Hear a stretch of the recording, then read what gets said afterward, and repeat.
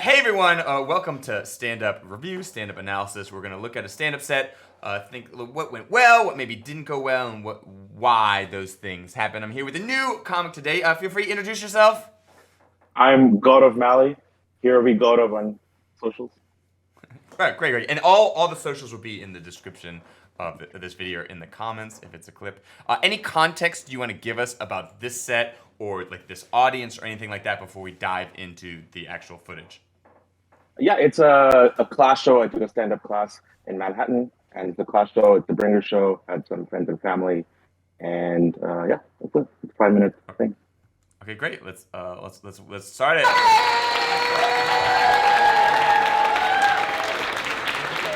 Hey, how we doing, Gotham? Good. I'm doing good too. Feeling a bit nostalgic. Okay, so I always talk about opening moments, like the very first introduction to the audience. How do you feel about your first moment in the set? Great. I feel confident. I already feel like they're gonna love my first joke. So I just want to make sure I come off with some transition. Yeah, Opening transition. Yeah, I think we do an absolutely great job of the host set us up with some energy, and you walk on stage. This was like, you walk on stage like, hey guys, and you sort of like take that energy, you take the baton from the relay race and run with it. And this is a super nitpick. The only thing I don't like is when we grab the mic, we look way down and we disconnect from the audience for a second. We're still sort of there verbally, but once again, super nitpick. I love everything else about this entrance. Like if I was here, let's watch it one more time. Energy. Hey, how we doing, Gotham? Good. That moment there, that's the only moment I don't, because you're literally saying like, hey, it'd be like if I'm introducing someone at a party and like, hey, this is my friend. Oh, hey, it's so great to meet you. How we doing? Okay, great. Like everything is forgiven, but there was that one moment when, but once again, we kept the momentum. We didn't let it drop. I still think this is an absolutely great opening. I love it. Let's continue to the material. I'm doing good too. Feeling a bit nostalgic, guys. Oh, and I like the I'm feeling good too, because it's saying that like, oh, I'm accepting you audience, what you have given me. This is a conversation. I'm reacting to you. I'm a real person. So once again, all good things so far, other than the head down. Feeling romantic? Yeah. Just remember my first romantic experience ever, you know? I was in kindergarten. And this girl was going around kissing all the boys. She gets to me. She's like, not you. You're too dark. We're both Indian. What the fuck? Okay, first joke. Thoughts on your end? Yeah, it's a lot of playful, like acting out, you know, being theatric. Yeah, just so I know, as we watch this back, you're surrounded on all sides by the audience. Yes, correct. Okay, because there's sometimes I just can't tell like if we're looking over the audience or we're looking at like a further subsection of the audience, and it changes what my thoughts are depending on what it is. I'm assuming that it's like there's this audience. I've been in Gotham before, so I'm trying to remember the room, but it goes pretty deep. So I'm just gonna assume I'm gonna assume the best. 4 or 5 rows, and then and then fall on the side. I love this. My one thing is, I was like, oh, we could point at someone when we say you're too dark, but I think we are actually pointing at someone. Are we actually pointing at someone in the audience when we get to that moment? Here. I was in kindergarten. And this girl was going around kissing all the boys. She gets to me. She's like, not you. You're too dark. We're both. Yeah, are we actually pointing at someone in the audience? I don't remember if it was actually a person. Well, it's a nitpick, but as far as like a performance, as far as the joke, I love this first joke. I think we could maybe ramp it up. These are all super nitpicks, so I wouldn't even worry about these. But things to think about. My first romantic thing was in kindergarten. We could probably let that breathe a little bit longer, because the audience really likes that. We could probably wait a little bit and let that tension before we pay it off. And we could respond to the audience. So right now we're doing a great job at talking at them, but we're not making this first joke a dialogue. For example. Romantic? Just remember my first romantic experience ever, you know? I was in kindergarten. And this... Oh, you too? like, you know what I'm saying? Like they really like that joke, and so we can start to say like, if you give me things, I will react to them, and make them want to give. Once again, super nitpick, but there is the like the opportunity. Girl's going around kissing all the boys. She gets to me. He's like, not you. You're too dark. And I think even if we had someone in the audience, we're like, not you, you're too dark. Yes, I know. I chose big because we're the same. Yeah, we can make that, so that it feels more live in the room. Once again, it works great the way it is. So it's sort of almost a matter of taste more than like a true definitive, like scientifically sure optimization. Once again, love this first joke. We're both Indian. What the fuck? And this was in India. What kind of dumb racist shit is that? Yeah, so when we're doing this reaction, are we actually looking at the audience, or are we looking above them? Both, I think. Yeah. So one thing, once again, we're doing a great job, but one thing that I think could even make the audience, once again, I don't know, so I'm giving you the benefit of the doubt, but just to make sure we're solidifying it when we plan to do it in the future, we're like, what the fuck? We're in India. Like, if you're making eye contact with people, it'll land harder when we have it. Like, what the fuck? Yeah, I'm also flabbergasted. We're both flabbergasted together. Instead of like, watch me be flabbergasted as a, you know what I'm saying? Yeah, makes sense. But once again, everything seems supernatural. Material's great. Audience is loving us. Anything you want to say thus far about these act outs, the crowd, these jokes, like maybe former iterations that got us here, or they were perfect the first time, baby? No. I really had to learn to get angry and like really show how I might have felt as a child, even though I'm cussing now.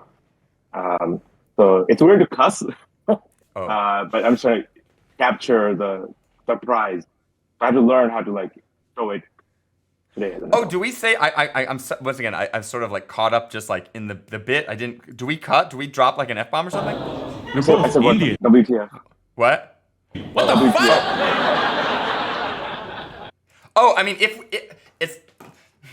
it's probably too hard of a joke to but there might be an opportunity we could do a joke. I'm like, what the fuck? Yeah, I cussed as a child. Oh, mommy, daddy, fuck. Like, we could almost call that out, almost that we're using like adult language, but we were just acting as if we were like 7-year-old us, and we might be able to like blow out that metaphor. But that also might be gilding the lily. I don't know. And this was in India. What kind of dumb racist shit is that?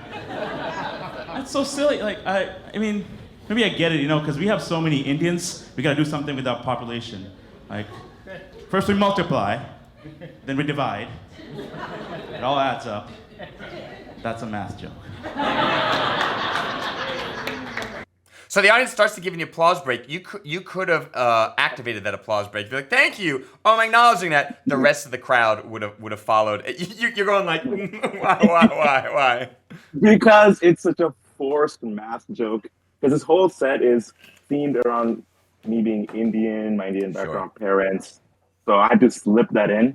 But yeah, it just feels cheesy a little bit.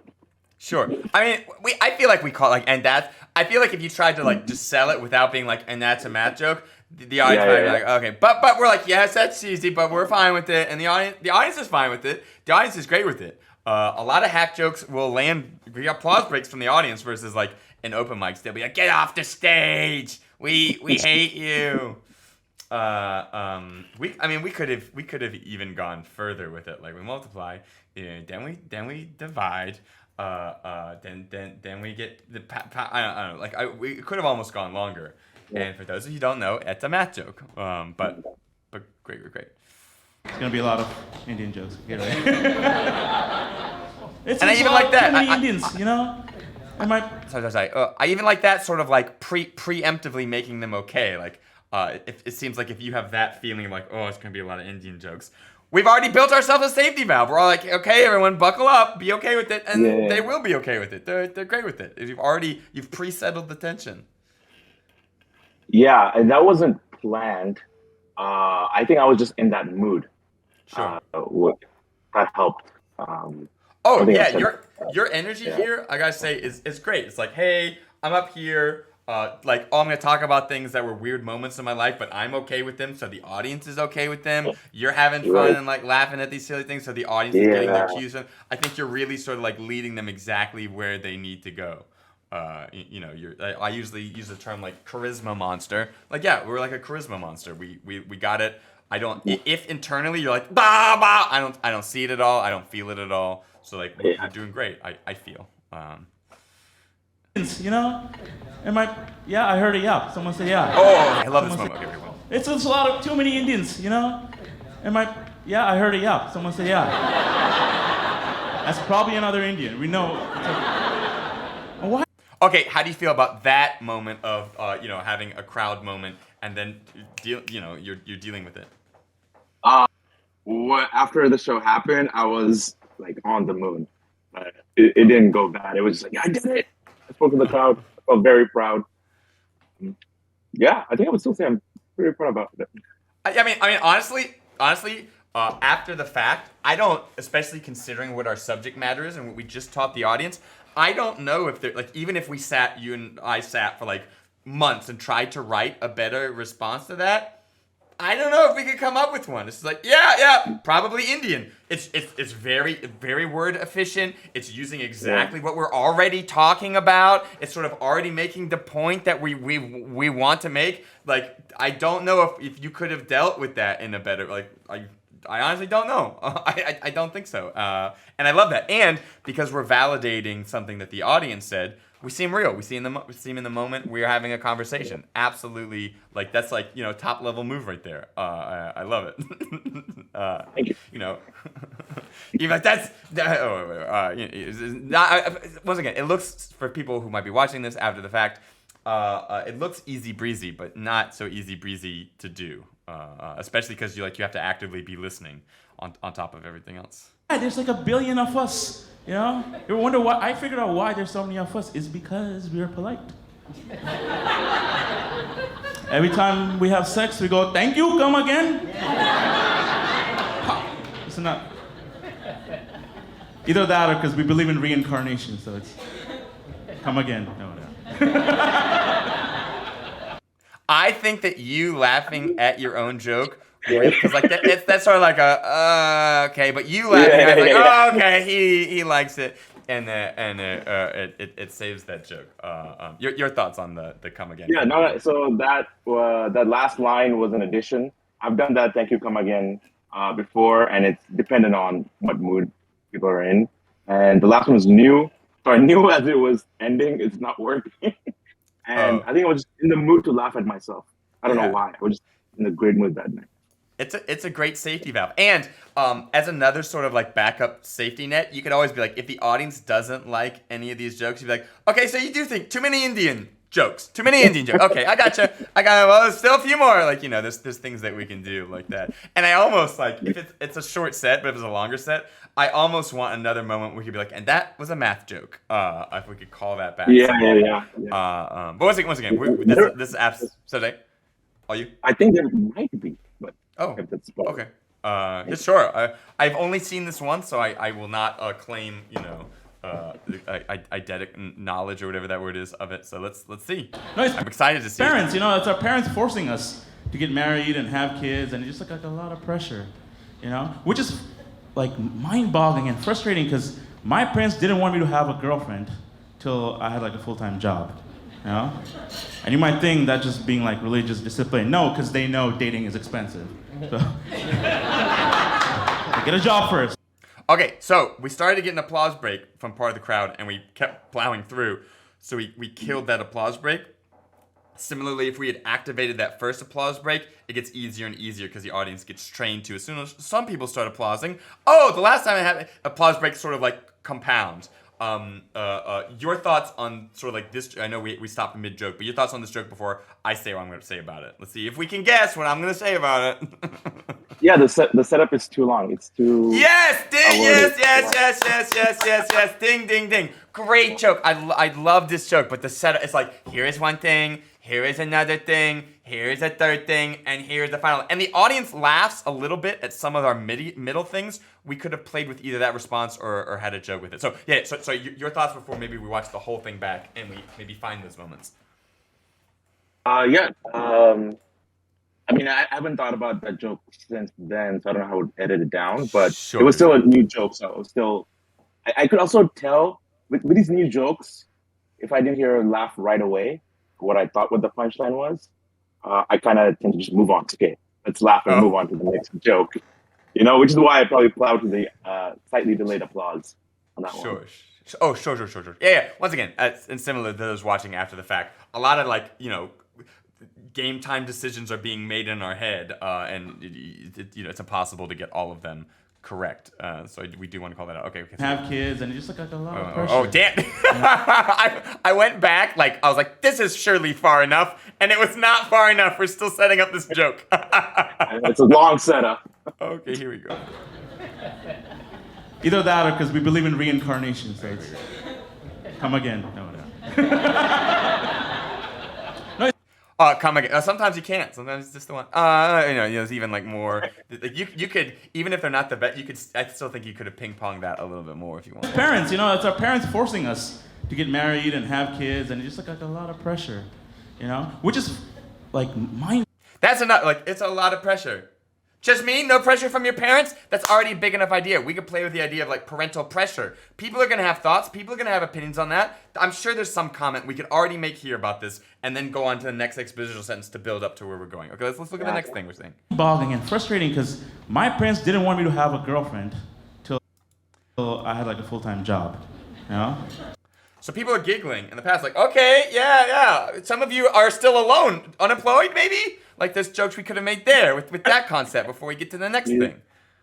And you might think that just being like religious discipline. No, because they know dating is expensive. So.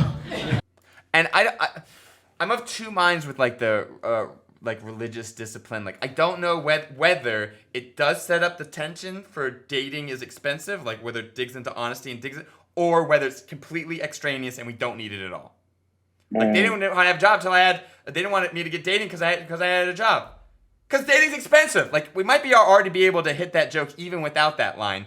But then also it might be, I don't know. You could convince me either way on that. Well, here, let's watch the follow-up. Get a job first. No, no. I was.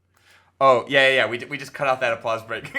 and we just like repeat. Anyways, your thoughts on the things that I said about like the opportunities, if we wanted to, in the middle for jokes. I love it. Yeah, I mean, just definitely to keep connecting with the audience, but it's also kind of encouraging. It sounds like we're encouraging audience, like keep having fun. Come on, yes, we're in it. Like keep having fun. I want you to have fun. You want you to have fun. This is all, it's like a banter almost. Like we're going back and forth.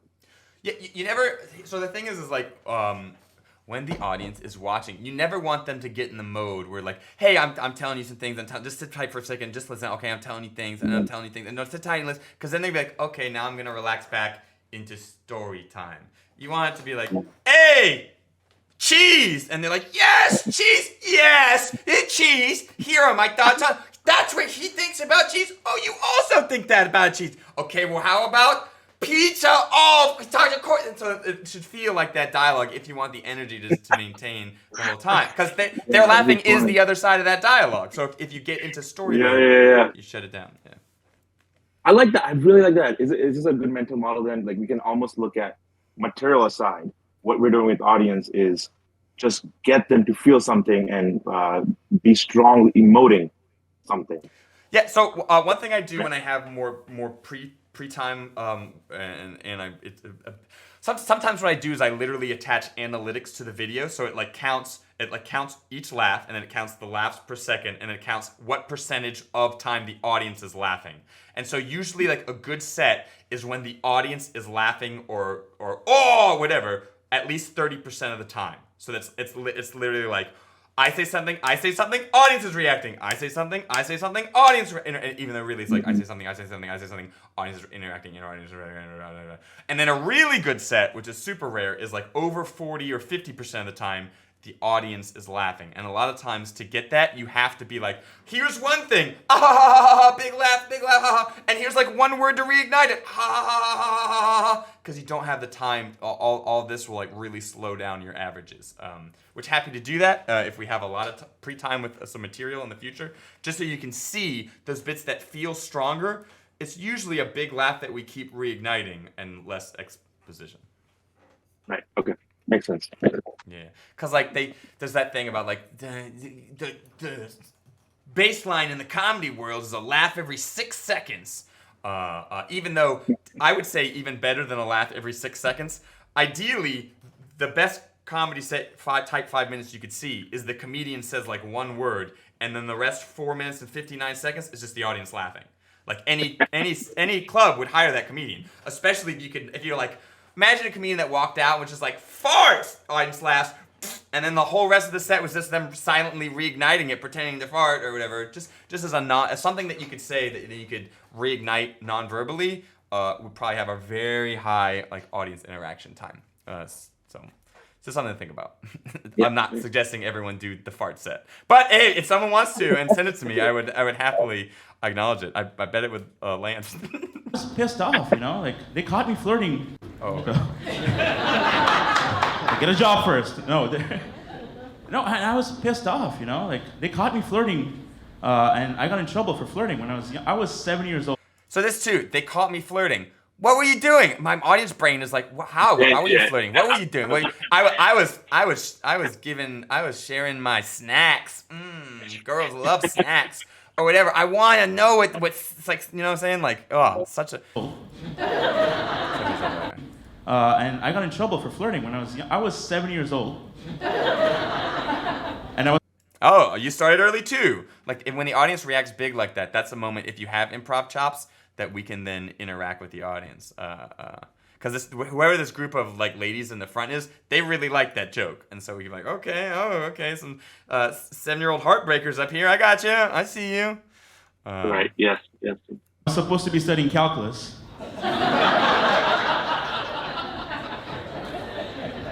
And that pissed me off. And that's a math joke. Oh, that would have been an opportunity for like second math joke. If you're counting also a math joke. That's the third math joke. I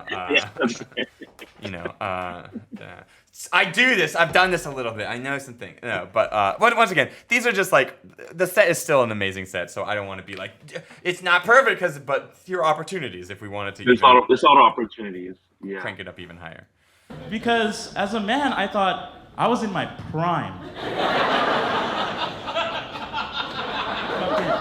I love that. Just the audience is laughing at her. We could be like,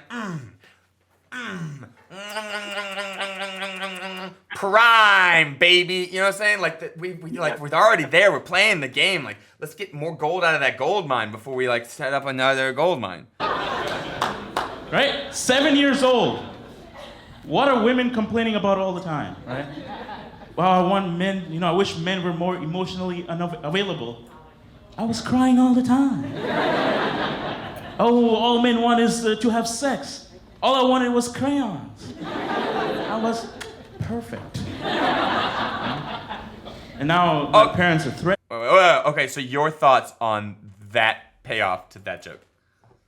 Yeah, it's a very little payoff. Like the premise is huge. I just found like whatever contrast I could find. This is like a writing exercise for me. I was like, let's find some contrast and try to formulate a joke. But the premise I feel like is huge. It's much more potent than what I pulled out of it. Oh yeah, I love the idea of like. Yes. So sorry. What? The last part. It's like asking for act outs, like act as a child and like something. Oh yeah, I mean the idea of like I was in my prime. 1 second, as I turn your audio up slightly. I was in my prime when I was 7. You could literally do this set for like a year, and every night pick different payoffs. Like you can just have like a full compilation reel of like the in-year prime. So let's play a game of finish that punchline. The beginning of this is of course. I was in my prime when I was 7 years old, and so let's see if we can just think of some other things that we might be able to throw out. Yeah. As sort of like different payoffs, Yeah, I thought about like right now. I thought about like a new character, Baby Bravo, like Johnny Bravo, but if he was a 7-year-old Baby Bravo, and just like hitting on other 7-year-old kind of girls.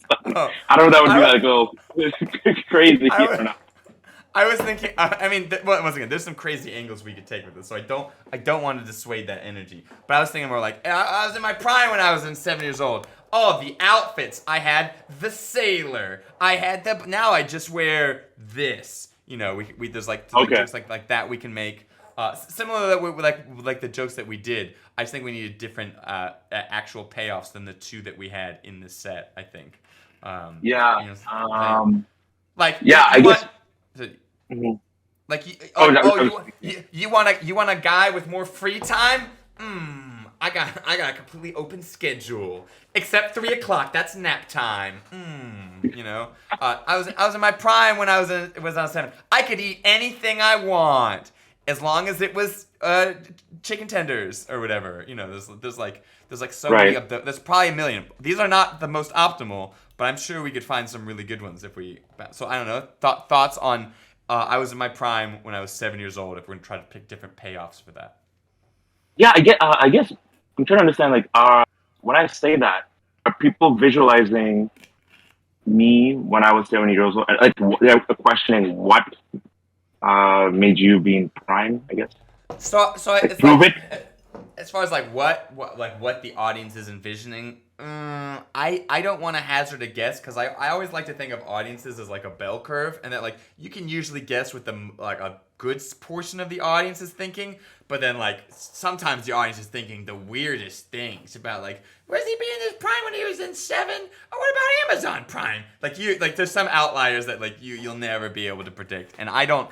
If usually people are drunk and having fun, they're not actively like making movies in their head. They're vibing with this in the moment. So I think it's more like I would think this is more playing with the idea about like how can we say 7 years old was the prime of our lives rather than can I show you a full on like cartoon right now. But there is that other bit about like I was in my prime when I was 7. Don't do any like tag run like we were just thinking tag run punchline. Instead just be like. Yo, hey girl, you want some snacks? I always have snacks. Kisses. Meet me in nap time. There's also that payoff of like you can show 7-year-old me and just like oh so much charisma. And that whole time I was flirting with her. Yeah, my diaper was full or whatever. Even that's probably a little younger than 7.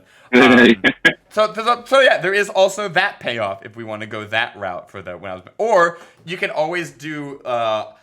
It's not as hip nowadays, and it's not the vibe that we're giving off right now. But we could be like, I was in my prime when I was 7. I mean, you know, it's however many years later, still living with my parents. You know, we could also be on a like, you know, shit on our current version of ourselves because we have gone downhill from 7, as well as a different payoff for that premise. All of these, once again, as far as which one's the best, it's arbitrary. It's like whatever you feel. It's Yeah. It could be something like I was just thinking of like prime, like top of my career or something. So like the best drawer in my house, the best kid. I'm the only child, so I was the best kid in my house. Like a number 1, like a gold medal for being the number 1 child. Things like that. I also thought about this is not a big payoff. This is like a side joke. Like 7 is a prime number. Was prime in my 7.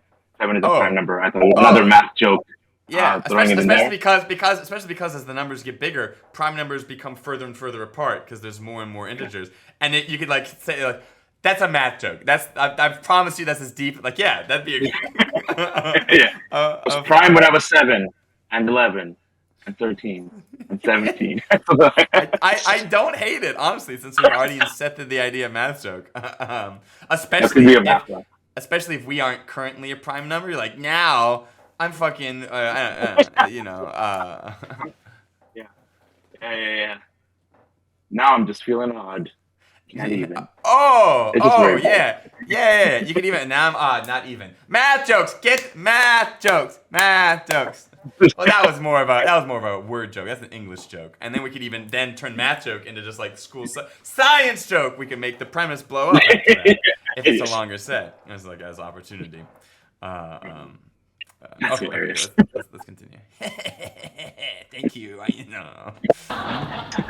And now my parents are threatening me with a wife, you know, like arranged marriage.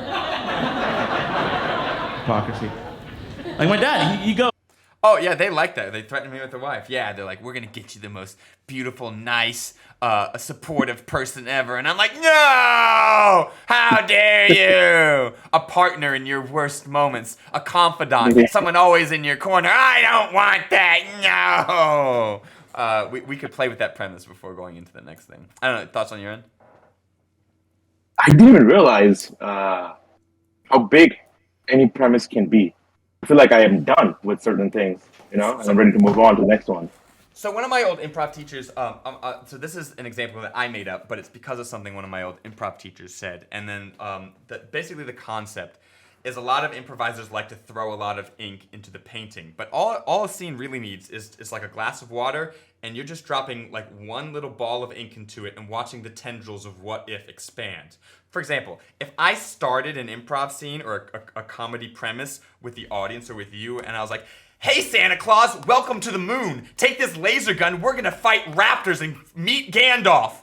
Where does that scene continue? Which one of those 8 huge ideas do we continue on? And additionally, no matter which one we pick, a part of the audience will be disappointed because they're like, I wanted to talk about the dinosaurs. No, I wanted to go with the lasers. So we've put in too much that we cannot pay off.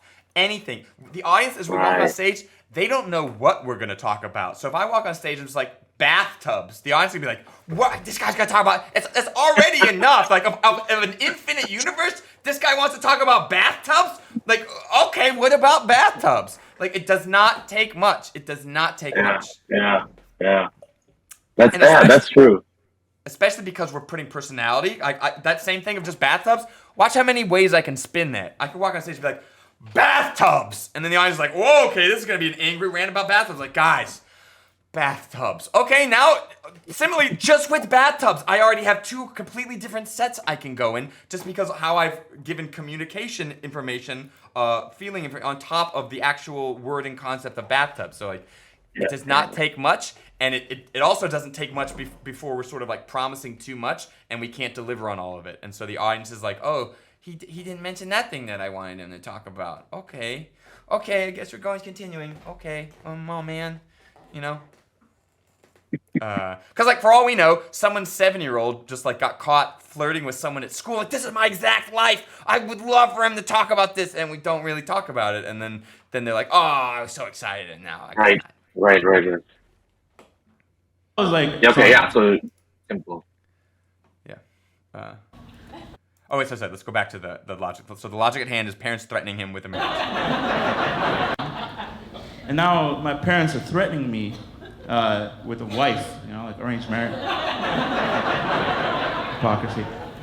Like my dad, he goes like, son, if you don't find a wife, I'll find one for you. I'm like, Dad, you're a wingman, dude. Shit. You hear that applause, that minor applause starting? We could have been like, thank you. We could have activated another applause break here. Wow, you're my boy. You're my boy. I mean, I'm your boy. I mean, you know what I'm saying. As another. Dude, we should hit up the bar like Roxbury. You and I just. Except we're Indians, so we go both ways. Okay, so when you first said that joke, I was like, Roxbury. I was like, that is not a topical reference at all. But then I see why we specifically did it, and it's cute enough where I think it's worth it. We might just get more rapport and honesty with the audience if we call that out. You're like, that's why it was Roxbury. Like, well, he's referencing a 20-year-old movie. Over the head, baby. Yeah. we could have maybe, because like the audience is like, that is an old movie. But I love your thoughts on this whole like dad wingman joke and the follow through. Oh yeah. No, it's fun doing the accent with my dad, the threatening. That. You're right. It's a very old reference. I think it's probably like a leftover childhood teenager premise that I have not made fun of enough. And to be like, hey, I can make jokes about this movie. It's a personal thing. I mean, as far as look, it's as good as a reference as anything else. But especially as comedy club goers tend to be people that like aren't married with kids, so they tend to be younger. And as we get older, they're not going to get older references. So like a Zoomer audience will be like, what? that movie that was made when we were born, I don't like, you know what I'm saying, you'll lose part of the audience. That's where that bell curve happens. So this audience is kind of older, perfectly fine, but the audience is younger, it might become a riskier joke, or you might have to explain it more. Yeah, that's perfect. Getting silly. You guys know why Indians do the head wobble thing? You guys know? You guys know about that? Well, yeah, if you had like a sniper rifle dot on your forehead, you're trying to dodge that shit too. Starting applause break, you could have activated it. Going to get sillier. I like look.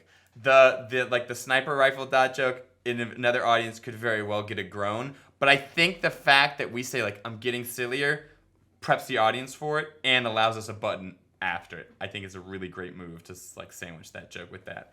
And if we're gonna say get sillier, I almost want the bits to get even sillier and say like get sillier, because it seems to be the game. Your thought on that joke?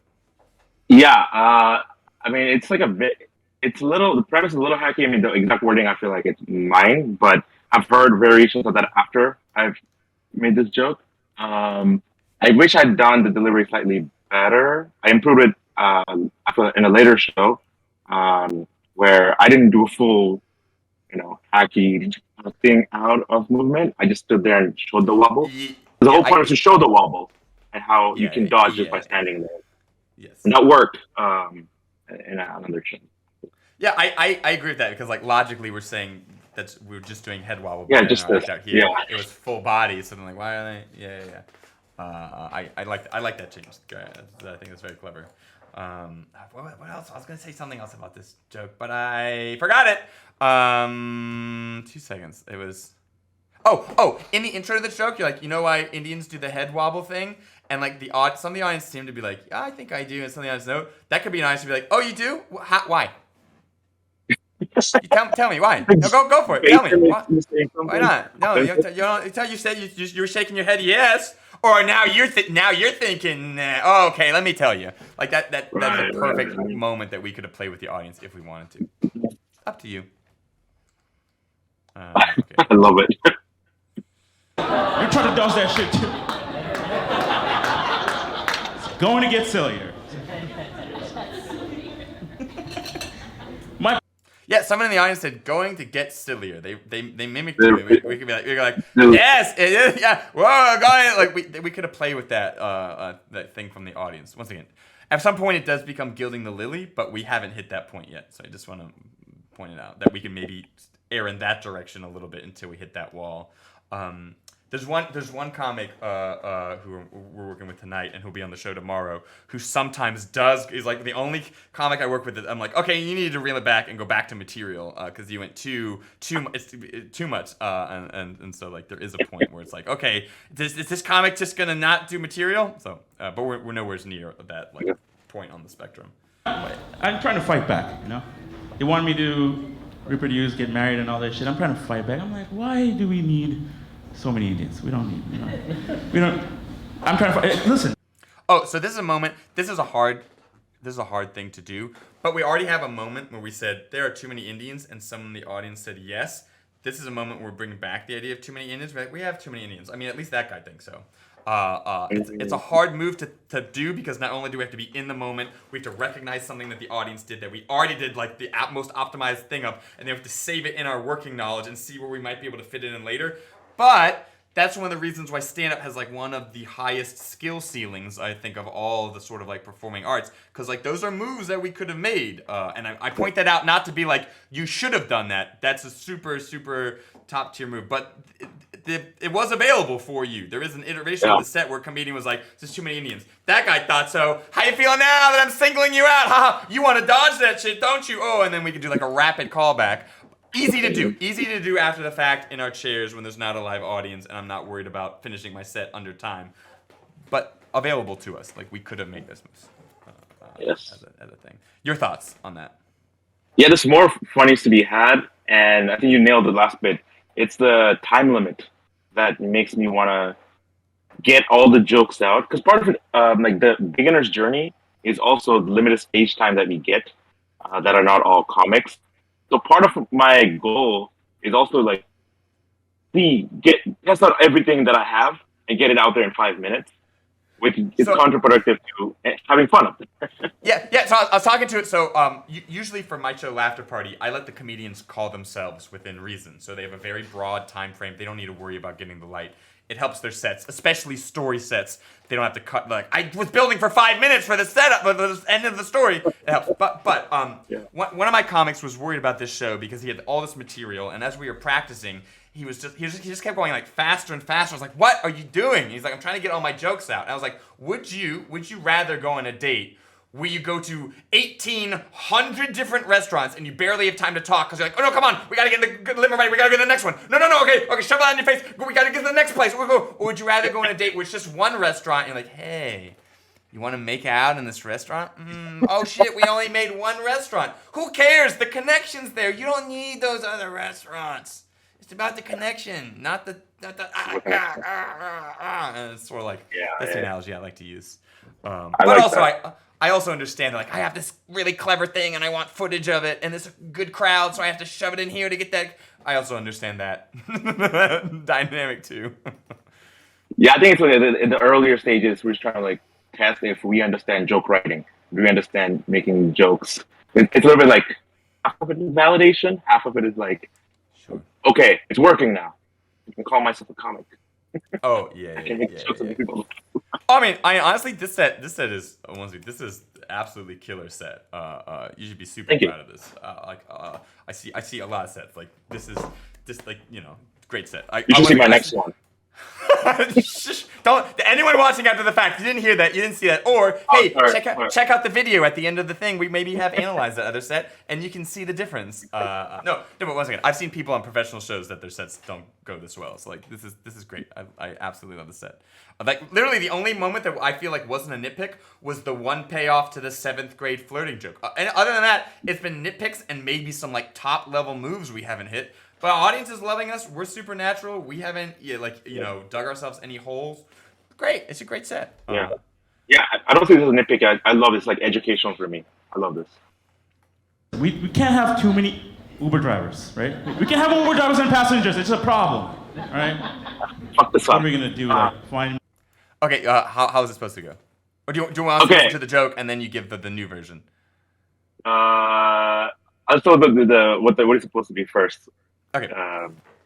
Just because I'm supposed to stagger it. I was supposed to do it in delivery, so it feels like I just thought of it in the moment. I'm supposed to go, guys, there's too many Indians. We can't have more Uber drivers and passengers. I almost like am frustrated in getting it. There's too many. We can't have more. Yeah. I got you. Sure. Each other in the middle of the road, like, hey, you, get into my car. No, you get into my car. You and your car in my car. Let's go. Oh, I like. If we're gonna go that far, and we've already said it's gonna get sillier, I feel like we can no, you and your car and my car. No, you and your car and my car, and get your other friend's car in here. And since we've already talked about discriminating among Indians, at one point one of these could have gone like, oh no, you're too dark. Oh no, not again. Oh no. If we really wanted to ramp with the information that we've fed the audience, as a thought. And if we could somehow make it to like you and your dog and the other car and then like that, and if you fit it, that's a math joke. If we could somehow also make it a math joke, we could have called back that concept as well, and then we could have been using all these things that we've already fed the audience to like get multiple more punchlines around this, almost, but probably maybe 3 more jokes in the set. So like we're getting to the end of this type 5. It's like this is where we could really pay off things we've already taught the audience instead of like, no, forget all that. I'm going to teach you new things. It's like, okay, why? It's just sort of like slowing down the pace that you can hit if you have to keep teaching us a new thing every time. That's a thought. It's too much. It's just, Oh, if you don't get in my cab, I'm gonna find you a wife. Not a wife, no. Like we've already got an idea of like threatening with a wife. That's another thing that we could call back. I can't get in your cab. My dad's here. We're wingmanning. We're getting out for the night of the town. Oh no, look out, the sniper! Like everything could be like this could literally be like wrap up. Yeah, this could very well be the big song and dance, and we could have just ended our 5 minutes like on this, just started slowly incorporating every other idea that we've acted out so far, and it would have been a real big, just like punchline. not to throw here's this amazing thing you could have done, but you didn't. But there isn't, a version of the set that could look like that at the end. Yeah. That's awesome. My dad's not listening though. He's still in the wingman mode. He's like, I'm gonna give you advice, right? Yeah, you see how like now the energy is like drops because I think we're about to teach a new bit maybe. You gotta be more macho. That's my dad's advice. I'm like, okay, all right. Yeah, so it's like you gotta be more macho, and we're about to do that bit, but like once again, we're starting from the ground now. We have like maybe a minute left in the set, and so like once again, that's why I would advise a more like showy, big calling information we've already taught at the end, so it can feel like the end instead of like I told you one joke, I told you second joke, I told you third joke, now my set's over. Versus like I told you one joke, I told you two jokes, then I did this amazing thing that culminated this and this and this, and it really felt like I taught you all these things so I could do this big thing at the end. And then it feels like, oh, I know why he did all those other things, because he needed to do this ending, instead of just like I could have put the set in any order and it would have intrinsically felt the same. It's an artistic thing. Yeah. And it's like semi-arbitrary. Do it how you want, but it will feel like more of a conclusive ending if it has some of that energy to it. Things having chest hair, like is being macho. Like my dad has a lot of chest hair, but so does my mom. Audience love that joke. There could have been an opportunity. Y'all's too? You too? Oh, not just me? Oh, and we could have reignited that laugh. What are we doing here? Someone told me when I was a baby, I was breastfeeding and just.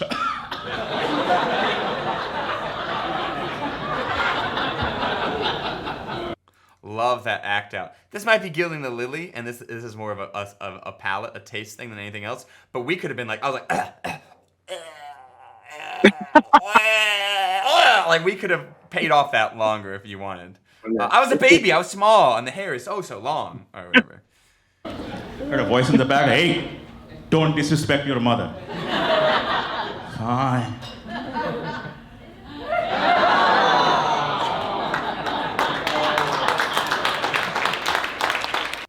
If you had said like thank you or I appreciate or something, half the audience is applauding, you could have fully activated that applause break.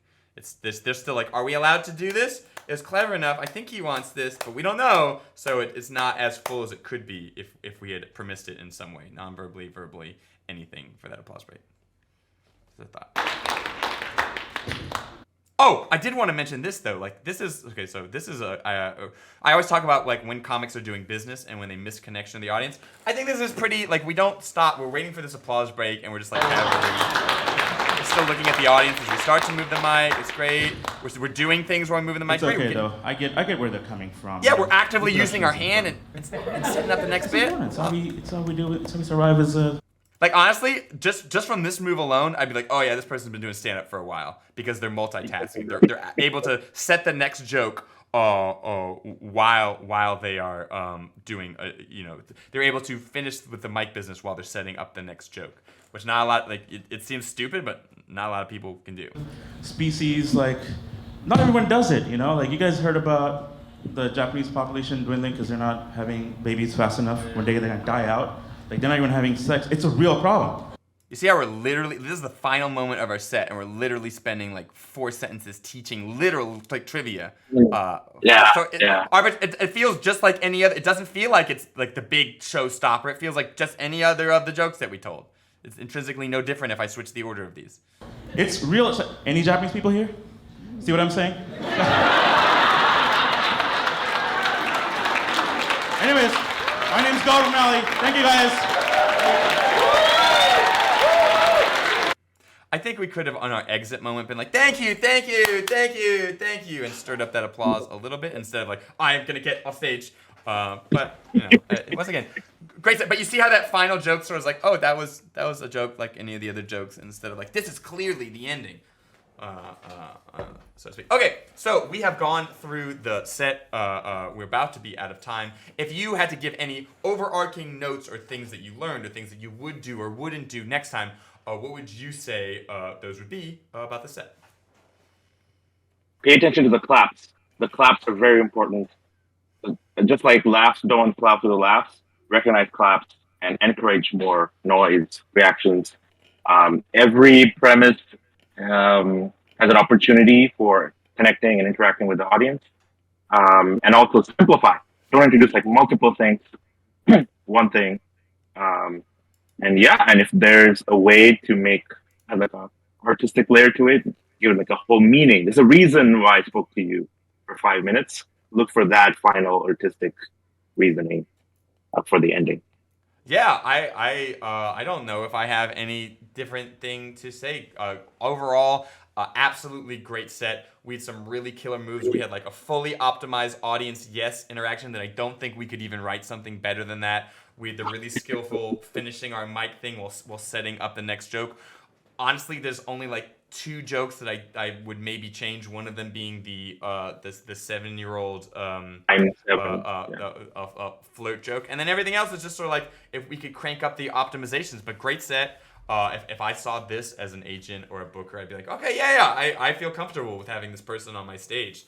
So absolutely love it. By the way, if you've made it this far, hey, feel free to give us a like, subscribe, a comment. All of our socials will be in the descriptions if you want to see more comedy from either of us. And right now on screen, probably more videos will be showing that you can watch of more stand-up analysis. Maybe the next video that he was talking about that was so terrible will be up on screen. So feel free to click that, and thank you so much. Any words of parting you want to say?